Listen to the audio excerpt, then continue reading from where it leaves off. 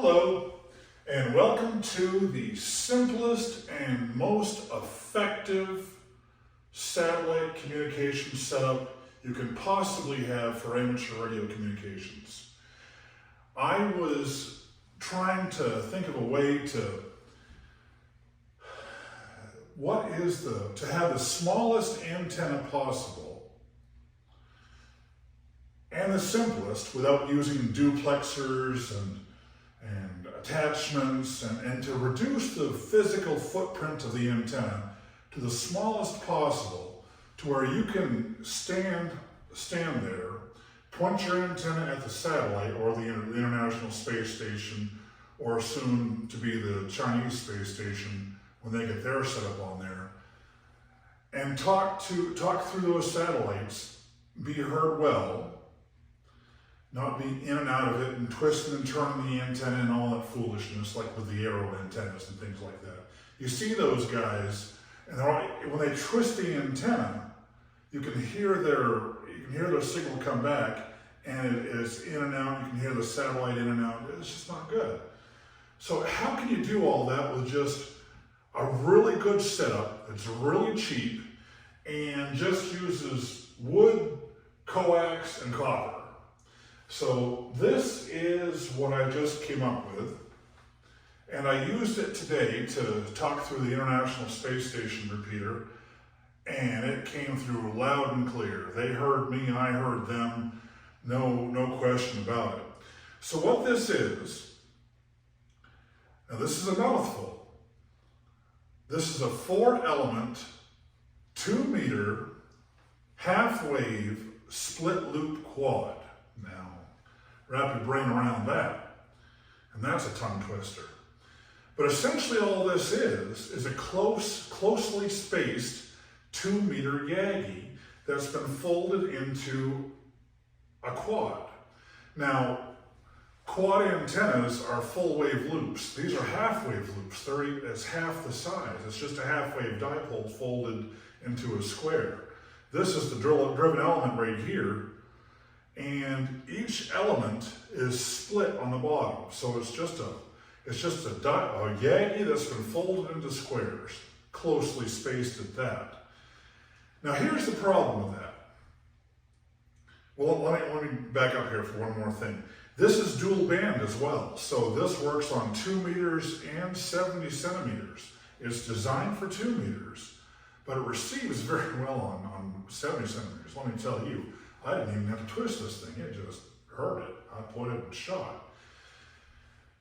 So how this works on 70 centimeters as well is that conveniently, the length of the driven element is a half-wave dipole for 2 meters. Each side is about 19 inches. Well, conveniently, that's the exact length for the satellite portion of 70 centimeters in an odd wavelength. So, without getting into too much technical detail and math and all that stuff, if you compare it to HF radio, if you have a 40-meter dipole, it'll work very well and tune very well on 15 meters because it's an odd multiple wavelength. You can't tune it very well on 20 meters because that's just half the wavelength. So a dipole is 1/2, a half wavelength. If you do 2/2, a full wavelength, the impedance shoots through it goes to infinity. It's really hard to tune that. But if you add one more half, make it a 3/2, well, that comes down into a reasonable level. So, and that happens to be 19 inches as well on 70 centimeters. So I thought, I'll just come up with this concept and just give it a shot and see what it does. So for the driven element, if you just take a half-wave dipole and fold it into a square and leave the bottom open by 1 inch or so, that does affect the impedance. That brings it down to about 12.5 ohms, theoretically. And from 50 ohms, and it's a hard match for 50 ohms. You're going to have still going to have a high SWR because it's a lower impedance. So I built this impedance matching section. I used an online calculator to look through all the formulas. They just do it for you. To use a coax matching section of to match 12.5 ohms to a 50 ohm radio, it works out to 16.5 inches, the length I have here going from the driven element down here to the B and C connector I have on the back. 16.5 inches of 25 ohm coax. Now there is no 25 ohm coax. So all I did was I paralleled two 50 ohm coaxes, the exact length, and there you go, you've got 25 ohm coax. And so that is a 12.5 ohm impedance section. Now, if you run the formula for 70 centimeters, 16.5 inches of 25 ohm coax also works for 70 centimeters. Well, this is all working out too well. So then you add another dilemma. So for a Yagi, when you build a Yagi or a quad, on those two bands, the element spacing is going to be dramatically different. Now, ideally on 2 meters, you'd have a wider spacing, and on 70 centimeters, you'd have a closer spacing. It's just the way that is. So I had to come up with a compromise, and I just ballparked this one. I came up with 10 inches of separation. That's a compromise. That's about 0.8 of a wavelength on 70 centimeters and 0.12 of a wavelength on 2 meters. Still directional, but just a compromise. Like I say, this is simple. This is just some wood, glue on the handle here is literally to make it a comfortable grip on this piece of wood stock. I glued 4 Home Depot pencils just to make it roundish. And it's actually quite comfortable. It's very light too. So there you go. You've got the element spacing, you've got the element length. You know, the reflector is 5% larger and the 2 directors are 5% smaller. Just do the math on that. And so there you go. You hook it all up and see what it does. Well, I bought one of those little nifty vector network analyzers from eBay for 35 bucks. Man, those things are whiz-bang. They give you a graphical representation of where the SWR is, the impedance, it does all those calculations for you. Oh, one more thing about spacing. So already you have, with the half-wave dipole being put into a square with a split loop, lowers the impedance. Well, when you add elements on, you're lowering the impedance even more. So I'm taking a theoretical 12.5 ohm antenna, and I'm lowering the impedance even further. Well, I decided just to give it a shot. I didn't want to, this worked out conveniently for the 16.5 inches because the coax goes right down the boom and just whiz bang, hangs off the end there. All I've got to do is just connect the coax and go with it. Let's just go with that and see what happens. So I put this on the vector network analyzer, and lo and behold, you know, even with my impedance matching section in there, I did get a dip on 146 megahertz. That's where it's resonant most. But it's still around 12.5 ohms. So, I mean, theoretically, I should have a larger section here matching it. And when I put it on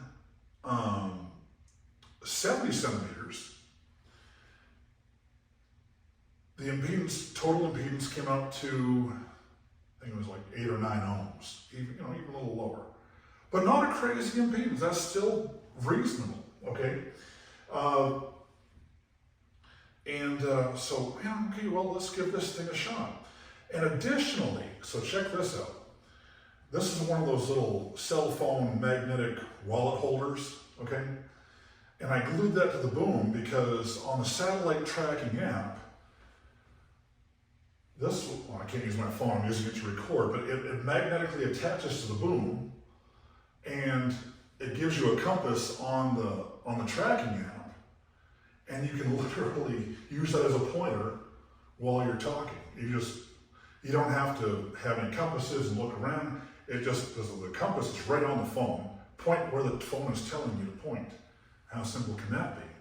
Additionally, the app gives you the Doppler corrections for frequency, and I have those programmed into this Quanchang K6, a $30 radio, which works surprisingly well for satellite work.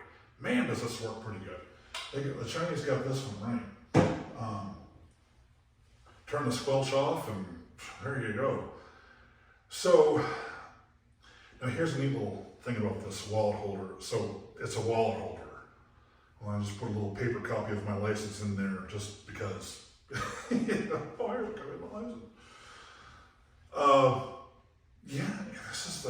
I talked through the space station today, and it was crystal clear. I think the theory for the 70 centimeter downlink is there's enough copper on there for receive. Now you've got a large antenna here for 70 centimeters. That's a lot of copper for 70 centimeters. So really, no matter what angle that you receive, what phase angle you're receiving that wave from the satellite, radio wave, I mean, there's enough copper on here to compensate, and the impedance is reasonable. Now, how this would work on a 70 centimeter uplink and a 2 meter downlink, I haven't tried because there are no real FM satellites out there capable of doing that until the Chinese space station gets their setup going, because they have a dual mode setup. They're going to have 2 meters up and 70 centimeters down, as well as 70 centimeters up and 2 meters down. Once they get that up, it'll be interesting to see how this performs the other way around, 70 centimeters up and 2 meters down. Anyway, this whole antenna is very cheap. The pencils were 20 cents each, and it's just some wood stock, some copper, and some BNC connector and RG58. Nothing more complicated than that. And it's lightweight, and point and shoot, and there you go. Man, I had a blast today with something this simple and cheap. A whole satellite setup for amateur radio you can do for 60 bucks and sound good. Whereas back when I was a kid, I remember the old Oscar, it was linear transponders for FM and for SSB and CW, and you had to have these mega $1,000 setups just to be able to hear a whisper. Well, this is blasting, and it's a lot of fun. So, it works for me, it'll work for you. Have a great day. Thank you.